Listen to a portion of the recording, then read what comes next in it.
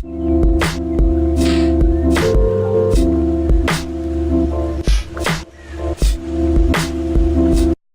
안녕하십니까. 평생투자파트너 회원관리팀입니다.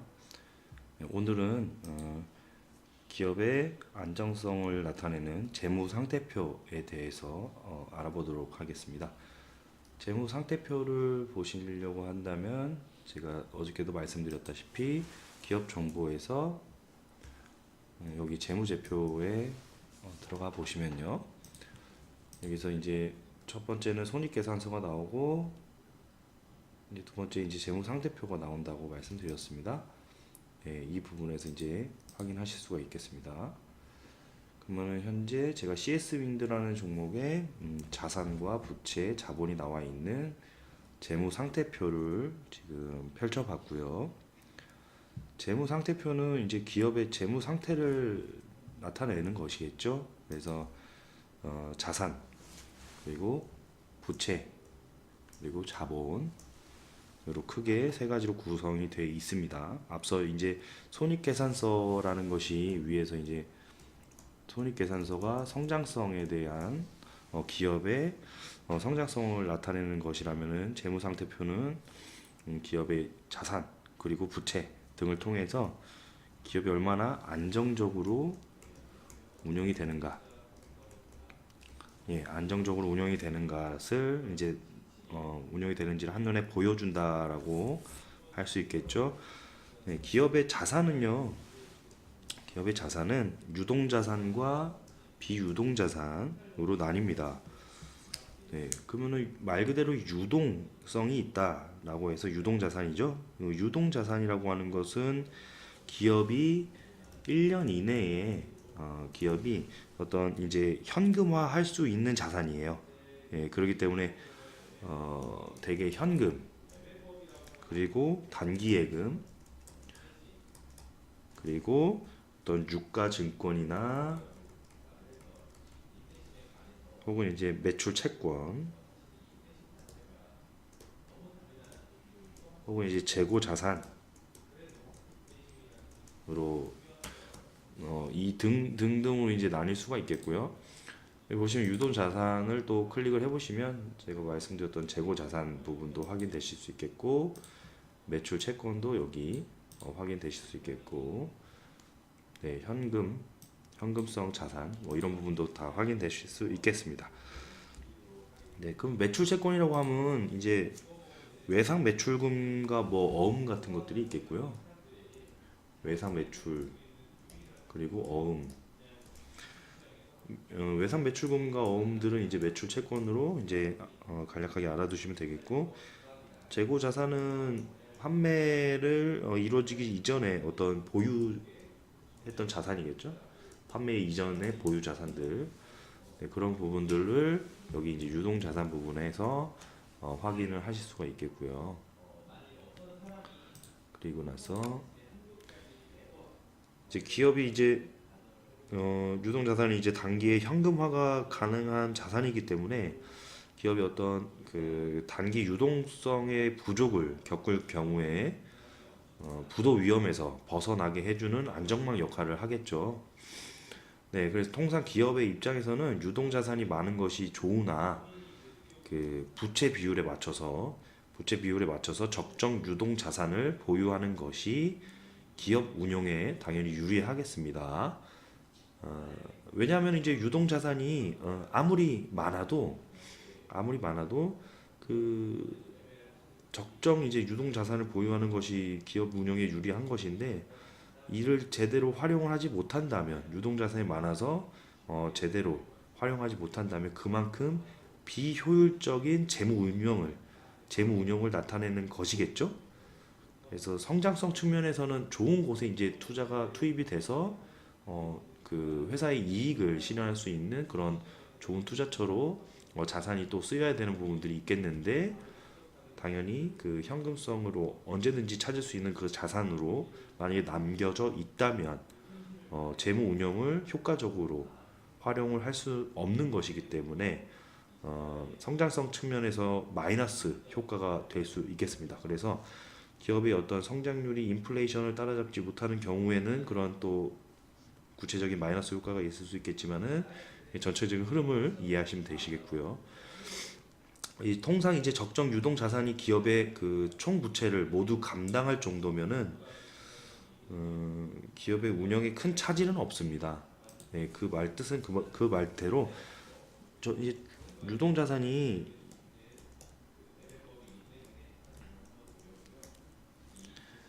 기업의 어떤 총 부채, 기업의 총 부채를 감당할 정도, 예, 그 이상이겠죠. 그러면은 유동 자산이 총 부채를 감당할 정도라면은 그러면은 이제 기업 운영에는 큰 차질은 없겠다. 기업 운영에 차질이 없을 수 있겠다라고 이제 이해를 하시면 되겠죠. 당연히 부채보다 더 현금 유동 자산이 많은 거 경우니까요. 말 그대로 당연히 이런 정도면은 기업 운영에는 상당히 이제 건전성이 있겠다라고 생각하시면 되시겠어요. 네, 그리고 비유동 자산이라고 하는 것은 이제 1년 이내에 당연히 현금화가 불가능한 그런 자산들이겠죠. 네, 그러면 고정 자산이라고 할 수 있겠고요. 그러다 보면 이제 고정 자산은 이제 비교적 이제 대표적인 어떤 비유동 자산으로서는 토지, 그리고 건물, 그리고 기계 설비,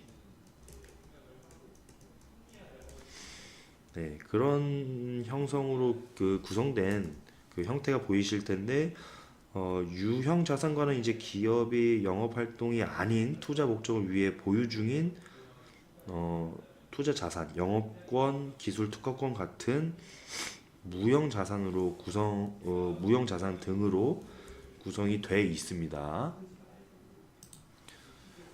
그러니까 이 토지, 건물, 기계 설비 이런 것들이 유형 자산에 속하겠죠. 유형 자산. 네, 유동 자산이 아닙니다. 예, 유형, 형태가 있는 자산들이겠죠. 그럼 반대로 이제 무형 자산은 방금 말씀드렸다시피 무형 자산에는 어떤 투자 자산들이 있겠고, 그리고 영업권, 그리고 뭐 기술 특허권, 뭐 이런 부분들이 무형 자산에 속할 수는 있겠죠. 이런 부분들이 종합적으로 유형과 무형 자산들이 종합적으로 고려된 형태가 바로 비유동 자산이라고 말씀드리는 겁니다. 그래서 이제 비유동 자산도 마찬가지로 여기서 클릭을 하셔서 유형 자산과 무형 자산으로 나뉘는 거 확인하실 수 있겠고, 어떤 이제 토지나 건물 이런 부분들의 어떤 부동산적인 부분들과 금융자산적인 부분들 다 확인하실 수 있겠습니다. 그래서 기타 비유동 자산까지도 다 확인하실 수 있겠고요.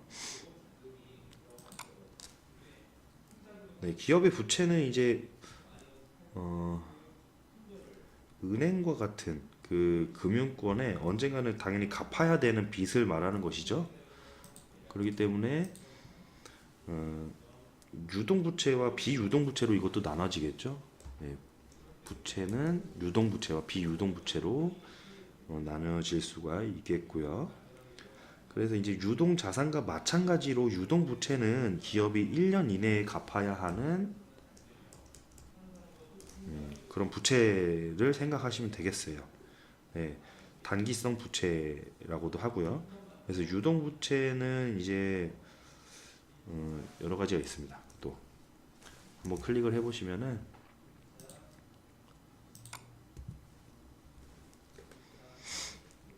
네, 단기성 부채는 이제 매입 채무나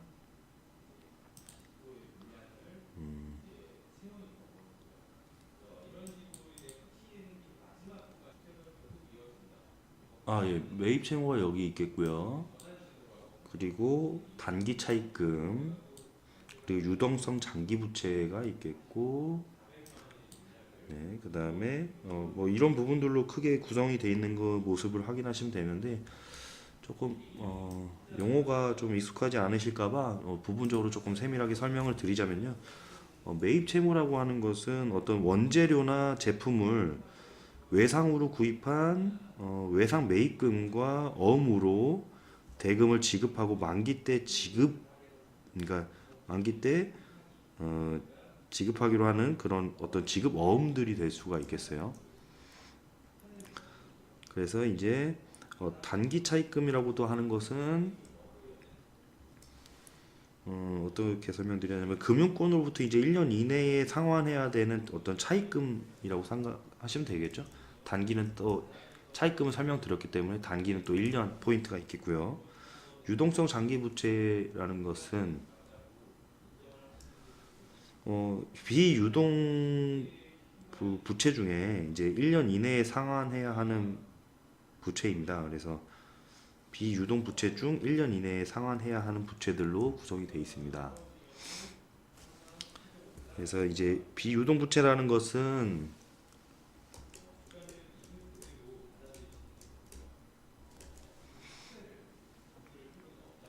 여기에서는 이제 여기 비유동 부채가 두 번째 확인되시겠죠? 비유동 부채 중에 이제 1년 이내에 상환해야 하는 부채가 비유동 부채에서도 이제 1년 이내에는 이제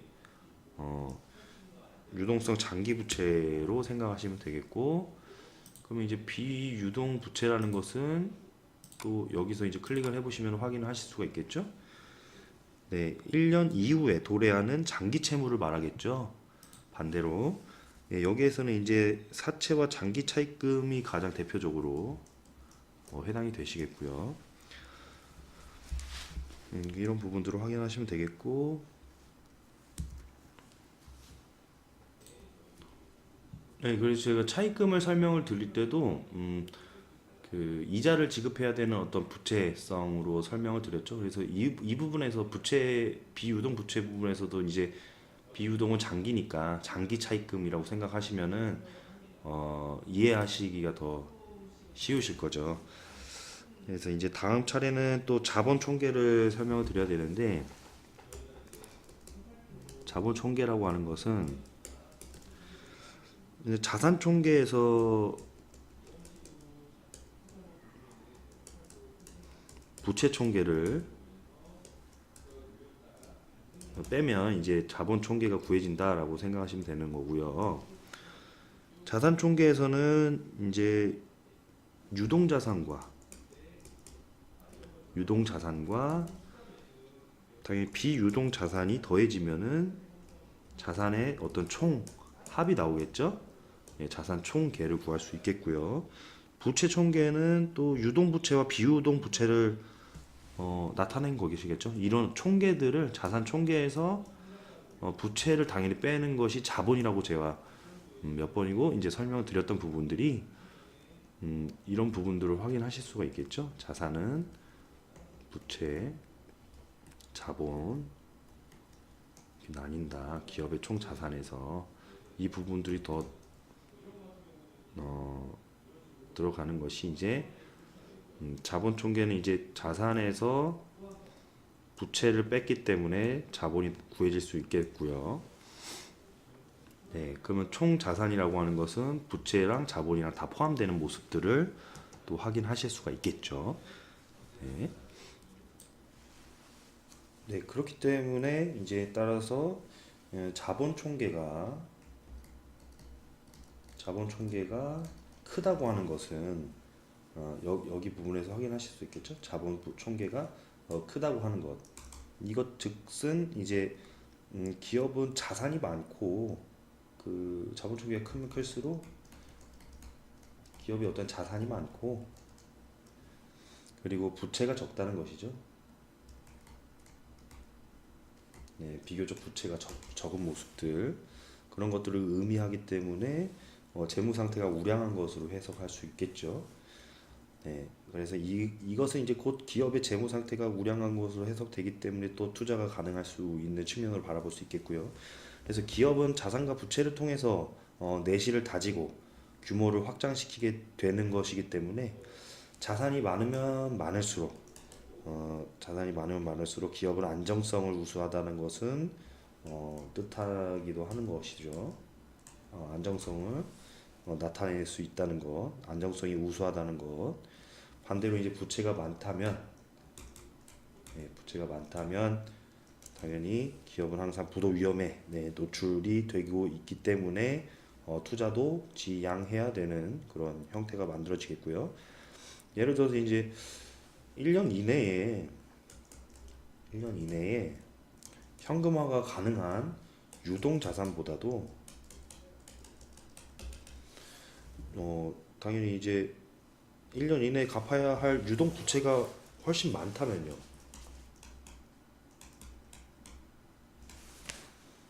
네, 그러면은 아까 말씀드렸다시피 이제 유동 자산이 부채보다 많은 경우에는 이제 안정성이 있다고 평가하는데, 반대되는 경우에는 당연히 기업은 항상 유동성 부족을 겪게 되는 경우가 있겠죠. 그래서 기업 내부에 현금이 고갈돼서 갚아야 할 빚을 못 갚게 된다면 결국 기업은 부도를 맞게 되고, 사실 이제 부도 이후에도 어떤 기업은 회생 절차를 통해서 재계할 기회를 갖게도 되지만요. 최악으로는 사실 이제 기업 자체가 공중분해되는 것이기 때문에 상당히 위험할 수 있겠죠.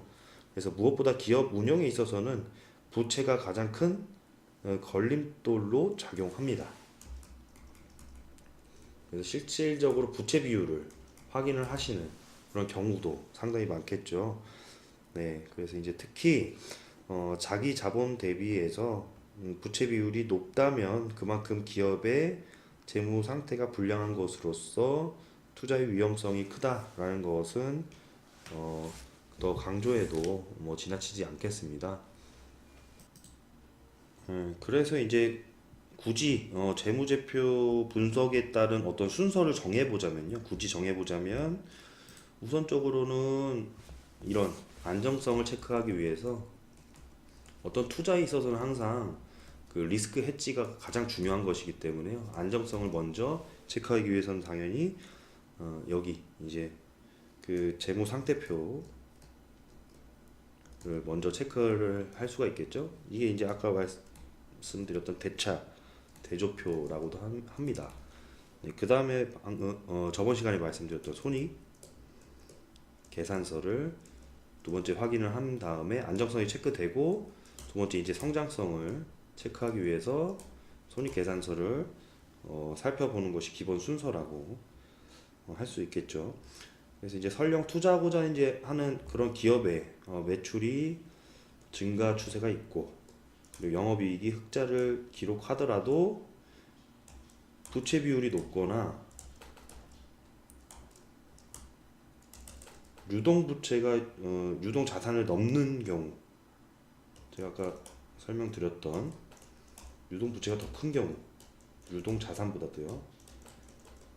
한 번 더 강조해 드리자면 단기에 어떤 현금성 자산이 없기 때문에 부채를 막지 못하고 부도가 될 수 있는 그런 사태가 벌어지지 않게 하기 위해서는 이런 부분들이 확인이 되셔야 되겠고, 그런 이제 기업의 어떤 투자를 정할 때 있어서는 기업의 어떤 매출이 아무리 증가 추세에 있고 영업이익 흑자를 기록하더라도 부채 비율이 상당히 높거나 이제 유동 부채가 유동 자산을 넘어선 경우에 항상 부도 위험에 노출된 상태이기 때문에 어떤 투자 리스크는 상당히 크다라고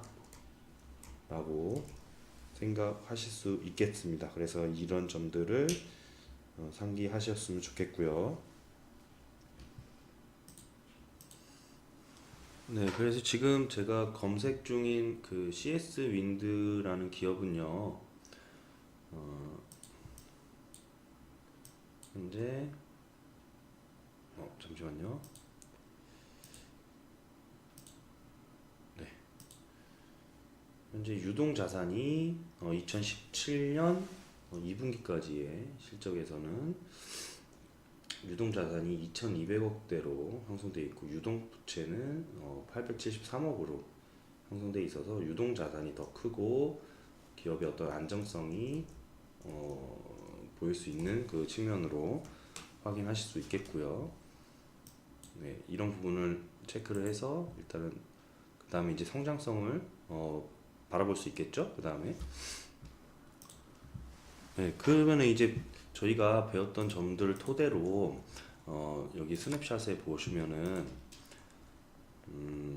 하단 부분에 부채 비율이라고도 나와 있어요. 총 부채를 총 자본으로 나눠서 이제 배분율을 나타낸 다음에 부채 비율이 이렇게 나와 있겠죠. 네, 그럼 연간으로 본다면 부채 비율이 이렇게 나와 있겠고요. 부채 비율이라고 하는 것은 실질적으로 이제 그 말 그대로 즉 이제 부채가 더 높은 것, 그 비율을 측정하는 것. 그러니까 타인의 어떤 자본에 내가 얼마나 많이 그 의존하고 있는지를 보여주는 지표라고 할 수 있겠죠. 그래서 타인의 자본을 많이 쓰고 있으면 레버리지 어떤 효과가 있어서 수익성은 좋게 나타낼 수는 있겠지만은 아무래도 내 돈을 쓰는 것이기 때문에 빌린 돈을 쓰는 것이니까 이제 리스크 상황에서 부채 비율이 높게 되면은 도산할 가능성이 있다고 말씀드린 거고, 그렇다고 하면은 이제 부채 비율이 100%가 넘어갈 경우는 상당히 위험하다고 볼 수 있겠죠. 예, 100% 이하의 경우는 안정적이라고 볼 수 있겠지만은 자기 자본이 건실할 기업일수록 뭐 정말 부채 비율이 한 10% 20% 정도 나오는 경우도 많이 있거든요. 네, 그래서 CS 윈드는 상당히 좀 건전한 모습들이 좀 확인이 되시죠. 부채 비율이 2017년 예상치가 2016년에 29% 정도가 이제 예상치가 나오는데 23으로 내려갔었고요. 부채 비율이 점점 하락하고 있는 모습도 눈에 띄게 좋게 확인되실 수 있겠죠. 그러면은 이제 만약 이제 뭐 이런 부채 비율이 이때 당시에 뭐 100%가 넘어갔을 때는 자기가 예를 들어서 이제 그 남들 돈을 빌려 쓴 것이 이제 내 돈보다 더 많은 것이니까 상당히 좀 위험하다고 볼 수 있겠죠. 그래서 이제 안정성에서는 좀 멀어질 수 있겠고요. 당연히 이제 그 밑에 있는 퍼센테이지로 형성이 돼야 되는 모습들이 나타날 수 있겠다시피 부채 비율도 확인을 하실 수가 있겠습니다. 그러면은 이제 CS 윈드의 그 부채 비율은 건전한 상태가 확인되신 상태에서 안정성이 확인되신 상태에서 또 간단하게 성장성으로 ROE와 EPS 증가율만 단기 순이익의 어떤 증가는 2016년에 적자에서 이제 턴어라운드 현상이 발생됐었고 384억이나 예상치가 나와 있죠. 그리고 이제 ROE는 당연히 마이너스 5에서 무려 두 자릿수인 14.08을 기록을 합니다. EPS도 당연히 고성장을 보였었던 이런 한 해를 맞이했네요. 그래서 이제 ROE에 대한 어떤 14의 그 증가폭에서 내년에는 이제 예상치가 조금 소폭 하향하는 그런 형태를 맞이하게 됐는데요. 주가의 형태를 보신다면요.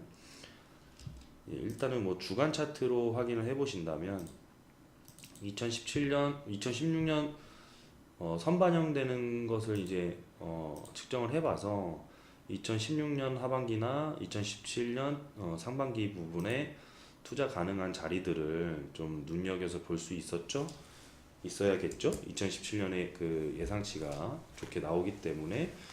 그렇다면 이제 이런 부분에 있어서 이제 그 횡보 40주 이평선 밑에 있어서에 대한 투자를 지향할 수 있겠다. 그러면은 이런 부분에서 이제 투자가 이루어져서 10주 이평선 부분에 이탈 시 매도만 해도 이런 안정적인 수익을 창출하실 수가 있겠고요. 그러면은 사실 이런 부분의 수익을 측정을 해봤을 때 예, 한 4개월 평균 한 30%, 35%, 36% 정도의 수익률을 안전하게 실현하실 수 있는 구간이 나오겠네요. 그리고 일간 차트로 보셔도요. 죄송합니다. 잠시만요.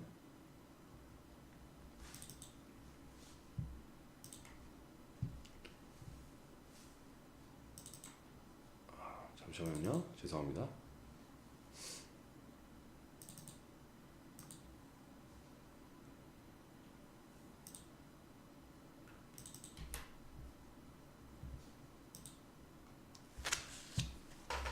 예, 죄송합니다. 그 제가 일간 차트를 펼쳐보다가 실수로 잘못 눌러서 다시 일간 차트를 펼쳐봤는데요.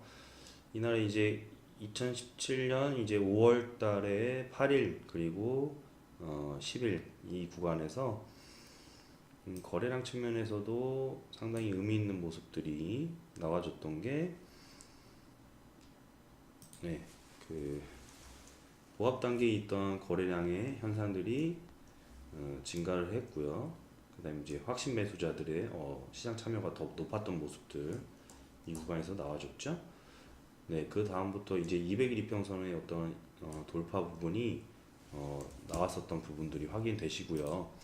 그리고 그 전의 모습들은 어떤 중기 이평선들을 이제 돌파하는 골든 클로스 부분들이 전부터 발생이 돼서 이제 장기 이평선들을 다 돌파하는 그런 좋은 골든 크로스가 주가 다음에 나왔던 형상들이 나오고, 그리고 이제 50일 이평선이 이제 파란 부분이거든요. 네, 파란 부분에 대해서 먼저 이제 데드 크로스가 나온 다음에 지금 주가가 횡보하고 있는 형태가 나와 있습니다. 이번 연도의 ROE 성장률이 가장 좋았기 때문에 이 구간에 투자가 진행되시면 상당히 이상적이었던 모습이 나왔고요. 이렇게 거래량이 증가했던 수요 현상과 50일 이평선의 어떤 이탈 부분만 단기적으로 아까 체크를 했을 때 한 33% 정도의 수익률을 실현할 수 있었던 모습들이 나와 보이시겠네요. 그래서 이렇게 이제 안정적으로 부채 비율을 먼저 확인하신 이후에 성장성을 비교하고 실전 어떤 그 매수 자리를 체크하셔서 기술적 분석을 체크하셔서 진행하실 수 있는 그런 부분들을 확인하실 수 있겠습니다. 네, 그러면 다음 시간에도 좋은 모습으로 뵙겠습니다. 네, 상당히 감사합니다.